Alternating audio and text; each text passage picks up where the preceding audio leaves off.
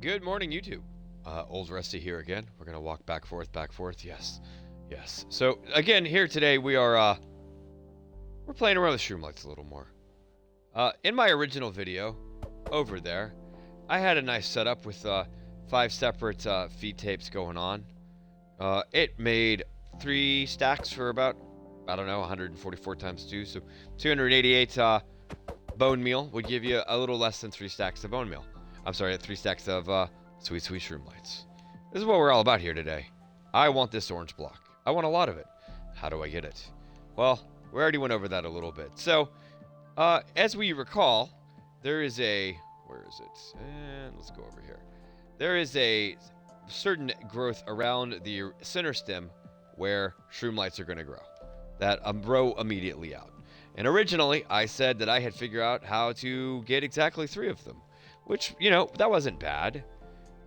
Basically, I just did an alternating row of pistons right down the middle, and that gave me a total of 3 spots. That's not bad, but it's not good. I messed around with it more, and I got to 5. So, what we're staring at here is when I stick in pistons and account for redstone, how many of these blocks can I reliably get? If this is the most likely place that a shroomlight is going to grow with each tree, I want as many of these freed up as possible. Well, for me to do that, I had to get some double piston extenders going here. And it works. So if my center stem is planted right here, the wall of pistons will prevent the stem from ever really forming. So I'm always going to get this one thing right here going out. And, you know, it's not bad. Every single time I grow a tree, this is going to be good to go. And it's going to be freed up, grow a tree, I'll get another one. Is every time going to be a shroomlight? Absolutely not, I wish. But it works. Now, for these other 2, I need to do a double piston extender in order for me to get these extra 2 spots. This poses something of a problem because when you grow a tree, it's going to fill in every single blank space. Now, in theory, a double piston extender is great. Boom, I got it. Except here's the problem. My shroomlights grow in. Oh no. What happens? I get another wart growing in too. This by itself isn't a problem for the first few times I run the farm.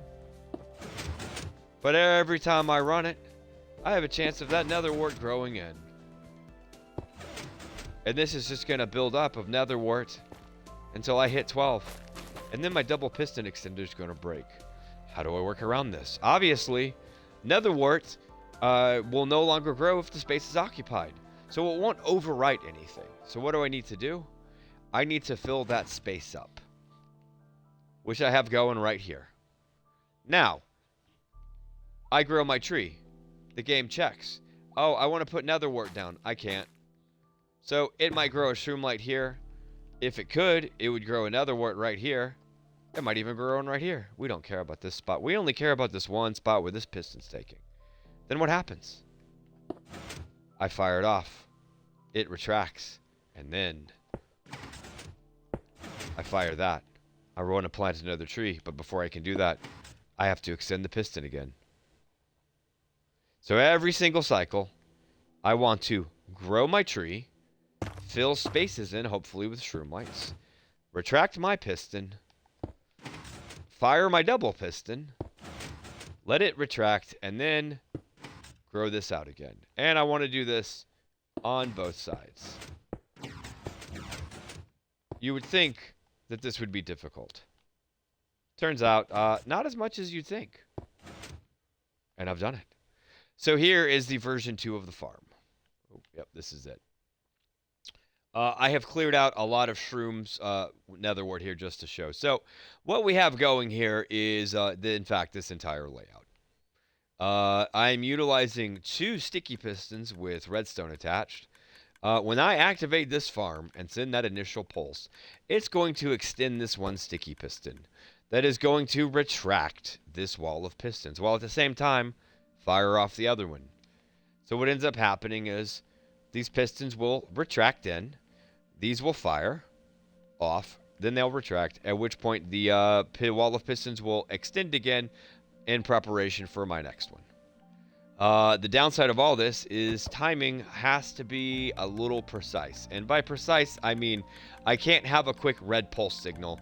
This thing will rip itself apart. So, what provides a stable output for redstone? Well, turns out a detector rail will provide a 10 tick signal going out, which is half a second, which is, for some reason, the right speed that this whole farm will not rip itself apart. So, I have a minecart going here. What'll end up happening is this minecart will shoot around, activate my detector rail, and then go promptly back into get hit by the cactus. Oh, we'll put that there.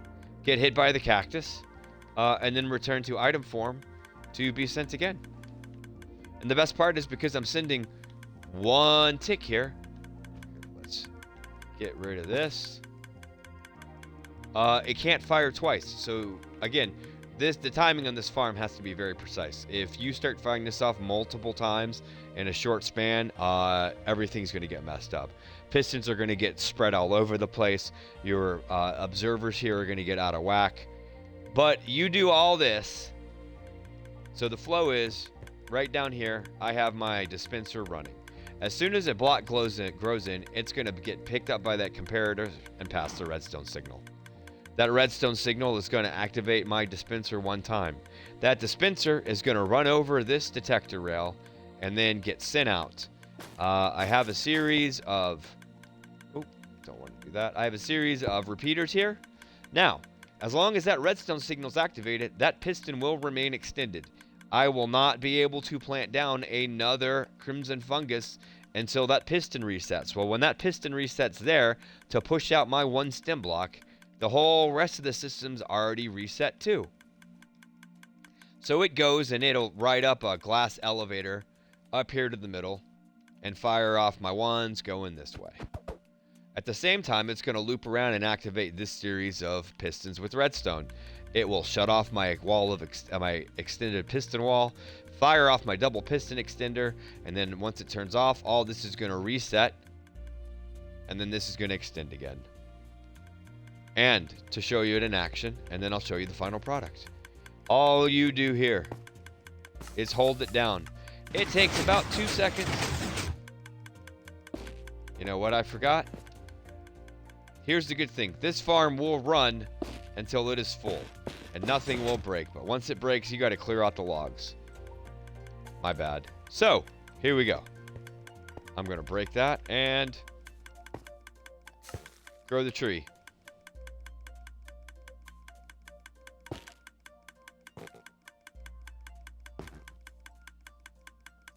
I am out of bone meal. Let's get some bone meal. I've been running this farm a lot. I apologize.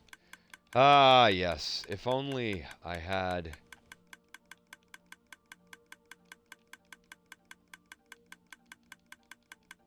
Alright.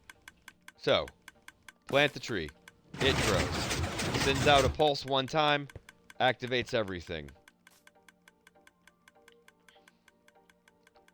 If we look down here, still, boom. It's free and clear. So just to demonstrate, I'm going to put a clopper block right here so that you can see that it has in fact moved. And we're going to go down, plant one more.